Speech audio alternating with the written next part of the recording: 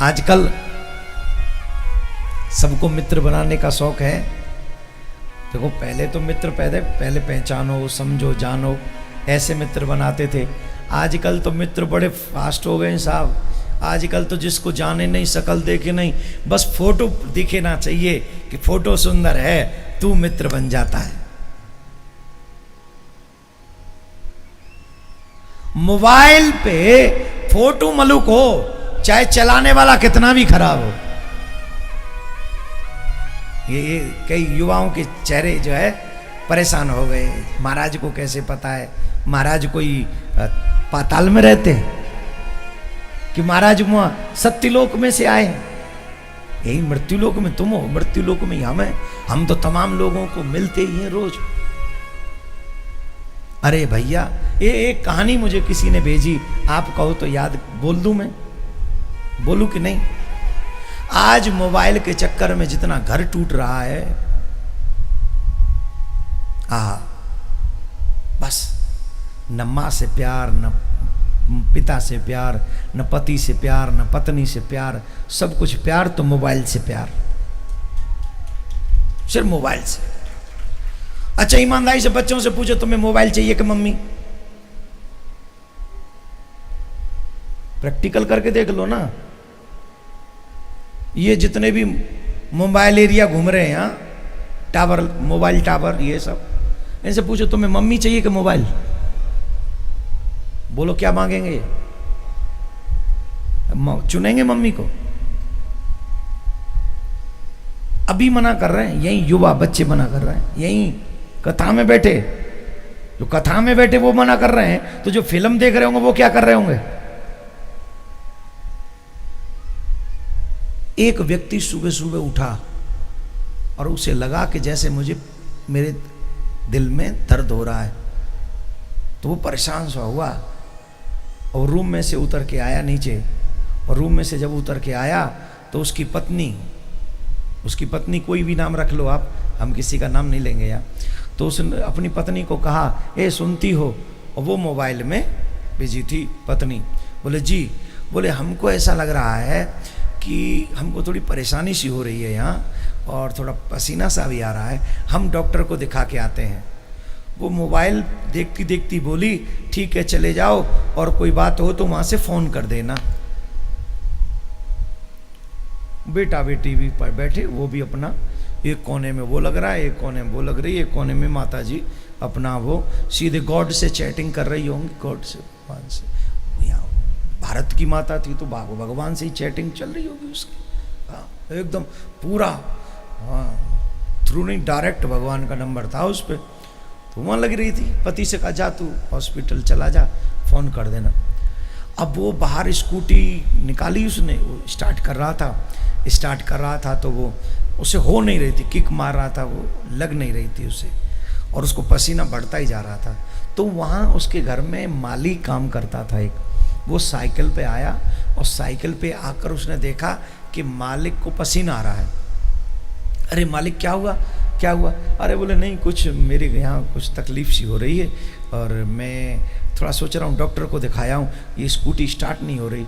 तो उसको वो जो परेशान सा था, उसको नहीं आप स्कूटी स्टार्ट मत कीजिए, इस स्थिति में स्कूटी स्टार्ट नहीं करनी चाहिए, मैं करता हूँ। उसने स्कूटी स्टार्ट की, वो फिर बैठा कि मैं जाता हूँ। बोले आप क्यों जा रहे हैं? इस स्थिति में ये हालत है आपकी, आपको स्कूटी नहीं चलानी चाहिए, मैं चला के ले चलता हूँ। तो मालिक ने कहा तुझे स्कूटी चलानी आती है, तू तो साइकिल चलाता है। बोले मेरे पास लाइसेंस तो गाड़ी का भी है, पर गाड़ी नहीं है, पर स्कूटी चलाता हूँ मैं। तो वो उसके पीछे बैठ गया, वो जवान बेटा वहाँ बैठा अंदर। माली जो आदमी है, जो काम करता है, उसने स्कूटी संभाली और वो उस अपने बेचारे मालिक को लेकर गया, हॉस्पिटल गया। तो उस स्कूटी को खड़ा किया और वो जाने लगा। बोले नहीं आप जाइए मत, चलिए मत बिल्कुल भी, आप यहीं रुकिए। व्हील चेयर लेकर आया, उस पर बैठाला, लिफ्ट के थ्रू वो सीधे आईसीयू रूम में लेके गया। डॉक्टरों को पता चल चुका था, डॉक्टर वहां तैयार थे, आईसीयू रूम में लेकर गए। डॉक्टर ने कहा आपको अटैक आया है और समय नहीं, ऑपरेट करना होगा, घर वालों को बुलाओ। शीघ्र बुलाओ घर वालों को जो सिग्नेचर कर सके। मालिक मैं फोन करता हूं घर पे। और उस समय मालिक की आंखों में आंसू था। मालिक ने कहा जब अब तक की सारी जिम्मेदारी तूने निभाई है तो एक और जिम्मेदारी तू निभा देना, एक और जिम्मेदारी, ये सिग्नेचर भी तू कर दे। बोले मालिक मैं कैसे इतनी बड़ी जिम्मेदारी निभा सकता हूं, घर वाले क्या कहेंगे अगर भगवान न करे आपको कुछ हो जाए। बोले मैं इस लेटर पे पीछे लिख देता हूं कि अपनी मर्जी से नहीं कर रहा, मेरे कहने से कर रहा है, जो भी कुछ जिम्मेदारी है वो मेरी है। उस मालिक ने ऐसा लिखा और उस बच्चे ने मालिक के कहने से सिग्नेचर किया। ऑपरेशन कई घंटे चला। ऑपरेशन के बाद उनको होश आया और जब होश आया तो फोन आया। किसके फोन पे? उस मालिक के फोन पे। किसका? मालकिन का। कहां मर गया?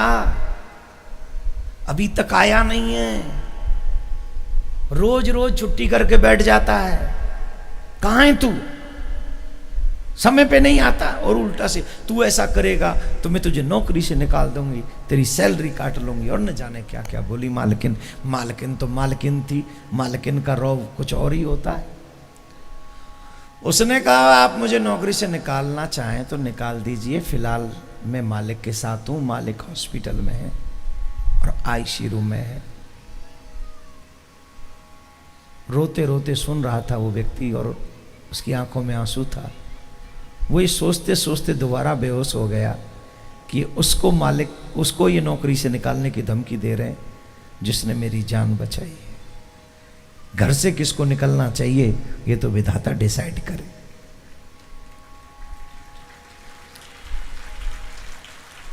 घर वालों को पता चला, घर वाले आए, बेटा भी आया, बेटी भी आई, पत्नी भी आई, होश, आंखें खुली दोबारा से।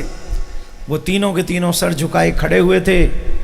उन्होंने तुरंत पूछा वो सेवक का नाम लेकर, वो कहाँ है? वो नहीं दिखाई पड़ रहा।